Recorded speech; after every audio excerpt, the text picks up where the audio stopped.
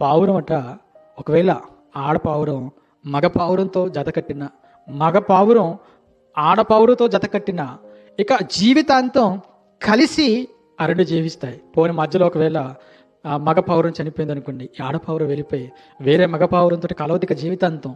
అది ప్రాణం పోయేంత వరకు మరొక పావురంతో కలిసి ఉండదు, ఇక ఒంటరిగా ఉండిపోద్ది. ఇక ఏ పావురంతో కలవాలనుకోదు అది. అలానే మగ పావురం కూడా అంతే. ఆడపావురం చనిపోయింది అనుకోండి, మళ్ళీ ఆ పావురం మగ పావురం వెళ్ళిపోయి మరొక ఆడపావురంతో కలిసి ఉండాలని అనుకోదట.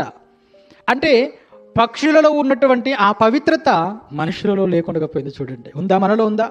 ఈరోజు మనుషులలో ఉందా ఆ పవిత్రత?